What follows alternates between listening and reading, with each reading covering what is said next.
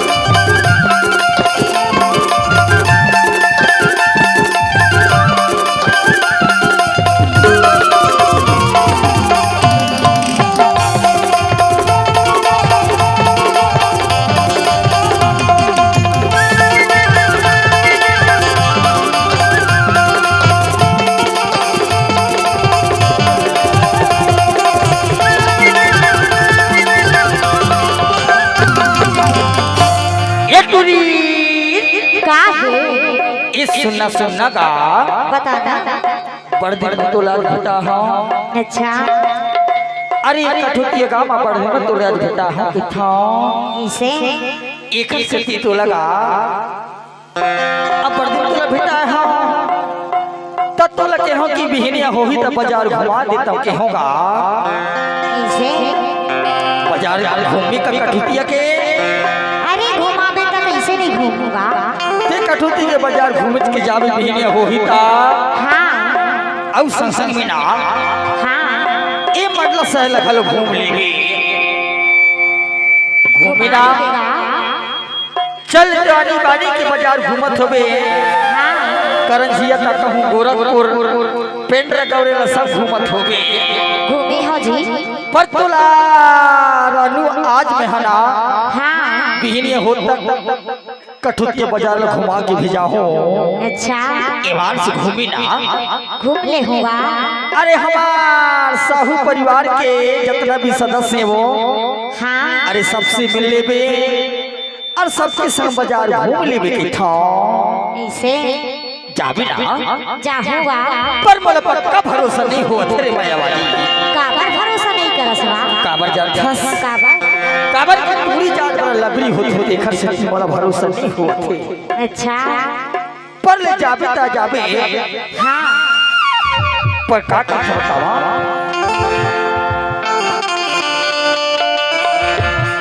ते मोरी सजनी मैं तोर सजना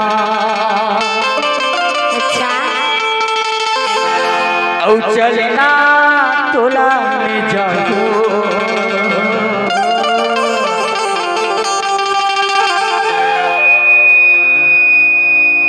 हीरो होंडा बैठार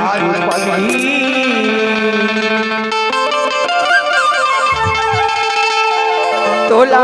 कठुतिया मेहनवाई घुमा इसे जाबे ना जाहूंगा चलता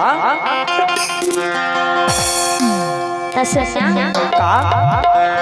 तै मोरे सजना मैं तोरी सजनी तै मोरे सजना मैं तोरी सजनी कैना मोला घुमा ओ का चीज में घुमावे बतावो बता दे का चीज घुमा हो तेरा वो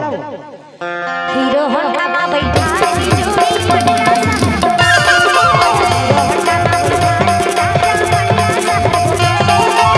मोरी सजनी मैं तोरी सजना मोरी सजनी मैं तोरी सजना चलना तोरा अच्छा जाबी ना जाहूंगा तत किथा का दी था हीरो होंडा मा बैठा के मेरी का छुटिया में होंडा मा बैठा के मेरी का छुटिया पर प्यार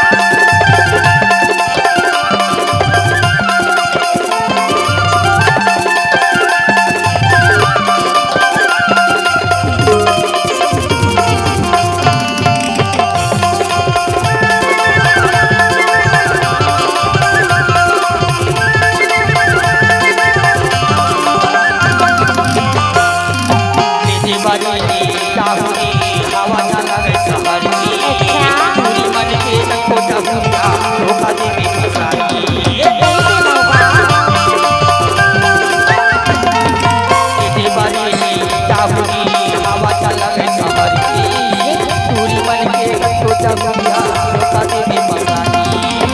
मोरे सजनी मन तोर सजना मोरे सजनी मन तोरे सजना चलना जाबे ना जाहूँगा ईमान से जाबे त जाबे बफुला से जाबे नहीं बुलावा